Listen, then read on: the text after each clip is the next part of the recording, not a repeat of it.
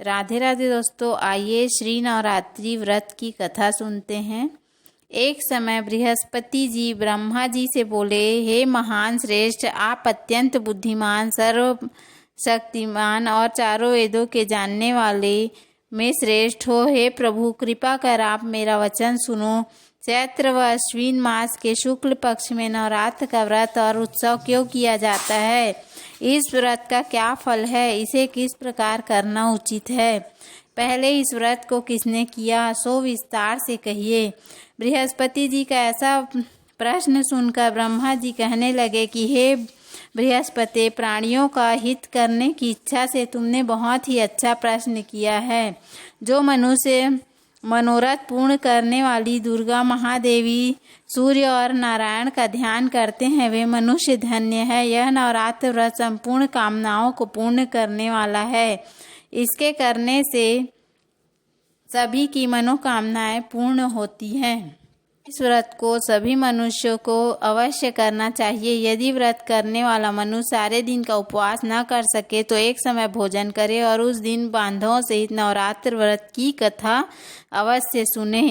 हे बृहस्पति, जिसने पहले इस व्रत को किया उसका पवित्र इतिहास मैं तुम्हें सुनाता हूँ, तुम सावधान होकर सुनो। इस प्रकार ब्रह्मा जी का वचन सुनकर बृहस्पति जी बोले, हे ब्राह्मण, मनुष्यों का कल्याण करने वाले इस व्रत के इतिहास को मेरे लिए कहो, मैं सावधान होकर सुन रहा हूँ। आपकी शरण में आए हुए मुझ पर कृपा करो। ब्रह्मा जी बोले, पीठत नाम के मनोहर नगर में एक अनाथ नाम का ब्राह्मण रहता था। वह भगवती दुर्गा का भक्त था। उसके संपूर्ण सद्गुणों से युक्त ब्रह्मा की सबसे पहली रचना हो ऐसी यथार्थ नाम वाली सुमति नाम की एक अत्यंत सुंदर पुत्री उत्पन्न हुई। वह कन्या सुमति अपने घर के बाल रूप में अपनी सहेलियों के साथ क्रीड़ा करती हुई इस प्रकार बढ़ने लगी, जैसे शुक्ल पक्ष में चंद्रमा की कला बढ़ती है। उसका पिता प्रतिदिन दुर्गा की पूजा और होम करता था। उस समय वह भी नियम से वहां उपस्थित होती थी। एक दिन वह सुमति अपनी सखियों के साथ खेलने में लग गई और भगवती के पूजन में उपस्थित नहीं हुई। उसके पिता को पुत्री की ऐसी असावधानी देखकर क्रोध आया और पुत्री से कहने लगा कि हे दुष्ट पुत्री, आज प्रभात से तुमने भगवती का पूजन नहीं किया। इस कारण मैं किसी कुष्ठी और दरिद्री मनुष्य के साथ तेरा विवाह करूंगा। इस प्रकार कुपित पिता के वचन सुनकर सुमति को बड़ा दुख हुआ और पिता से कहने लगी कि हे पिताजी, मैं आपकी कन्या हूँ, मैं आपके हर तरह से अधीन हूँ। जैसी आपकी इच्छा हो वैसा ही करो। राजा, कुष्ठी अथवा किसी के साथ जैसी तुम्हारी इच्छा हो मेरा विवाह कर सकते हो, पर होगा वही जो मेरे भाग्य में लिखा है। और मेरा तो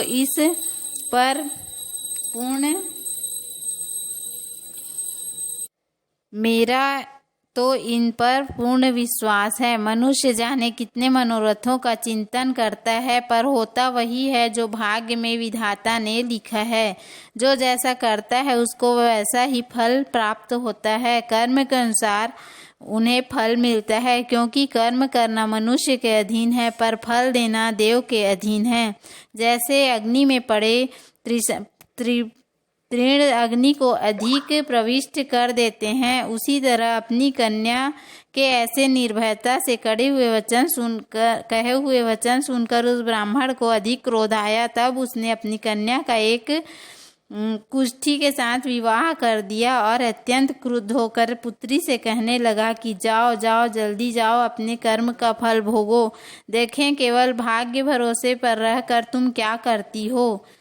इस प्रकार से कहे हुए पिता के कटु वचनों को सुनकर सुमति मन में विचार करने लगी कि ओहो, मेरा बड़ा दुर्भाग्य है जिससे मुझे ऐसा पति मिला। इस तरह अपने दुख का विचार करती हुई वह सुमति अपने पति के साथ वन चली गई और भयानक कुशयुक्त उस स्थान पर उन्होंने वह रात बड़े कष्ट से व्यतीत की। उस गरीब बालिका की ऐसी दशा देखकर भगवती पूर्व पुण्य के प्रभाव से प्रकट होकर सुमति से कहने लगी कि हे दीन ब्राह्मणी, मैं तुम पर प्रसन्न हूँ, तुम जो चाहो वरदान मांग सकती हो, मैं प्रसन्न होने पर मन वांछित फल देने वाली हूँ। इस प्रकार भगवती दुर्गा का वचन सुनकर ब्राह्मणी कहने लगी कि आप कौन हो जो मुझ पर प्रसन्न हुई हैं, वह सब मेरे लिए कहो और आपकी कृपा दृष्टि से मुझ दीन दासी को कृतार्थ करो। ऐसा ब्राह्मणी का वचन सुनकर देवी कहने लगी कि मैं आदि शक्ति हूँ और मैं ही ब्रह्म विद्या और सरस्वती हूँ। मैं प्रसन्न होने पर प्राणियों का दुख दूर कर उनको सुख प्रदान करती हूँ। हे ब्राह्मणी, मैं तुझ पर तेरे पूर्व जन्म के पुण्य के प्रभाव से प्रसन्न हूँ। तुम्हारे पूर्व जन्म का वृतांत सुनाती हूँ, सुनो। तुम पूर्व जन्म में निषाद भील की स्त्री थी और अति पतिव्रता थी। एक दिन तेरे पति निषाद ने चोरी की। चोरी करने के कारण तुम दोनों को सिपाहियों ने पकड़ लिया और ले जाकर जेल खाने में कैद कर लिया। उन लोगों को तेरे को और तेरे पति को भोजन भी नहीं दिया। इस प्रकार नवरात्रों के दिनों में तुमने न तो कुछ खाया और ना ही जल पिया, इसलिए 9 दिन तक नवरात्र का व्रत हो गया। हे ब्राह्मणी, उन दिनों में जो व्रत हुआ उस व्रत के प्रभाव से प्रसन्न होकर तुम्हें मनवांछित वस्तु दे रही हूँ। तुम्हारी जो इच्छा हो वह वरदान मांग लो। इस प्रकार दुर्गा के कहे हुए वचन सुनकर ब्राह्मणी बोली कि अगर आप मुझ पर प्रसन्न हैं तो हे दुर्गे, आपको प्रणाम करती हूँ। कृपा करके मेरे पति को कुष्ठ को दूर करो। देवी कहने लगी कि उन दिनों में जो तुमने व्रत किया था उस व्रत के एक दिन का पुण्य अपने पति को का कुष्ठ दूर करने के लिए अर्पण करो। मेरे प्रभाव से तेरा पति कुष्ठ से रहित और सोने के समान शरीर वाला हो जाएगा। ब्रह्मा जी बोले कि इस प्रकार देवी का वचन सुनकर वह ब्राह्मणी बहुत प्रसन्न हुई और पति को निरोग करने की इच्छा से ठीक है ऐसी बोली। तब उसके पति का शरीर भगवती दुर्गा की कृपा से कुष्ठहीन होकर अति कांति युक्त हो गया और जिसकी कांति के सामने चंद्रमा की कांति भी क्षीण हो जाती है। वह ब्राह्मणी पति की मनोहर देह को देखकर देवी को अति पराक्रम वाली समझकर स्तुति करने लगी कि हे दुर्गे, आप दुर्गुण को दूर करने वाली, तीनों जगत की संताप हरने वाली, समस्त दुखों को दूर करने वाली, रोगी मनुष्य को निरोग करने वाली, प्रसन्न होने पर मन वांछित वस्तु को देने वाली और दुष्ट मनुष्य का नाश करने वाली हो। तुम ही सारे जगत की माता और पिता हो।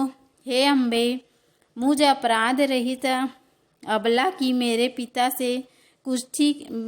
ने कुष्ठी के साथ विवाह कर मुझे घर से निकाल दिया। उसकी निकाली हुई पृथ्वी पर घूमने लगी। आपने ही मेरा इस आपत्ति रूपी समुद्र से उद्धार किया है। देवी, आपको प्रणाम करती हूँ, मुझ दिन की रक्षा कीजिए। ब्रह्मा जी बोले, हे बृहस्पति, इसी प्रकार उस सुमति ने मन से देवी की बहुत स्तुति की।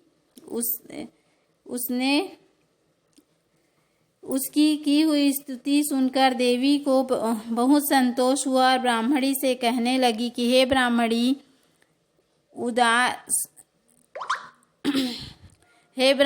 उदातल नाम का अति बुद्धिहीन, धनवान, कीर्तिवान और जितेंद्रीय पुत्र शीघ्र होगा। ऐसे कहकर वह देवी उस ब्राह्मणी से फिर कहने लगी कि हे ब्राह्मणी, और जो कुछ तेरी इच्छा हो वह मनोवांछित वस्तु मांग सकती हो। ऐसी भगवती दुर्गा का वचन सुनकर सुमति बोली कि हे भगवती दुर्गे, अगर आप मेरे ऊपर प्रसन्न हैं तो मुझे कृपा करके नवरात्रि व्रत की विधि बताइए। हे दयावंती, जिस विधि से नवरात्र व्रत करने से आप प्रसन्न होती हैं उस विधि और उसके फल को मेरे लिए विस्तार से वर्णन कीजिए। इस प्रकार ब्राह्मणी के वचन सुनकर दुर्गा माता कहने लगी, हे ब्राह्मणी, मैं तुम्हारे लिए संपूर्ण पापों को दूर करने वाली नवरात्र व्रत की विधि बतलाती हूँ, जिसको सुनने से समस्त पापों से छुटकारा, मोक्ष की प्राप्ति होती है। अश्विन मास के शुक्ल पक्ष की प्रतिपदा से लेकर 9 दिन तक विधि पूर्वक व्रत करे। यदि दिन भर व्रत न कर सके तो एक समय भोजन करे। पढ़े लिखे ब्राह्मणों से पूछकर कलश स्थापना करे और वाटिका बनाकर उसको प्रतिदिन जल से सींचे। महाकाली, महालक्ष्मी और ब्रह्मा महासरस्वती इनकी मूर्तियां बनाकर उनकी नित्य विधि सहित पूजा करें। पुष्पों से विधि पूर्वक अर्घ्य दें। बिजौरा के फूल से अर्घ्य दें। अर्घ्य देने से रूप की प्राप्ति होती है। जायफल से कीर्ति, दाख से कार्य सिद्धि होती है। आंवले से सुख और वैसे से भूषण की प्राप्ति होती है। इस प्रकार फूलों से अभय तथा विधि विधान से हवन करें। खांड, घी, गेहूँ, शहद, जौ, तिल, बिल्व, नारियल, दाख और कदम्ब इनसे हवन करें। गेहूँ होम करने से लक्ष्मी की प्राप्ति होती है। खीर व चंपा के पुष्पों से धन और पत्तों से तेज और सुख की प्राप्ति होती है। आंवले से कीर्ति, केले से पुत्र होता है। कमल से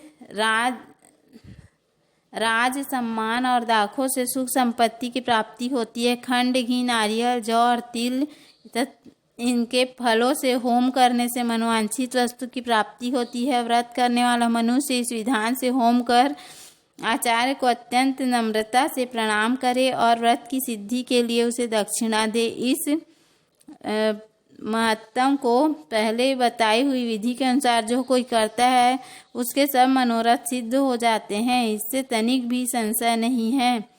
इन 9 दिनों में जो कुछ दान आदि दिया जाता है उसका करोड़ों पुण्य मिलता है। इस नवरात्र के व्रत करने से ही अश्वमेध यज्ञ का फल मिलता है। ब्राह्मणी, संपूर्ण कल्पनाओं को पूर्ण करने वाले उत्तम व्रत को तीर्थ, मंदिर अथवा घर में ही विधि के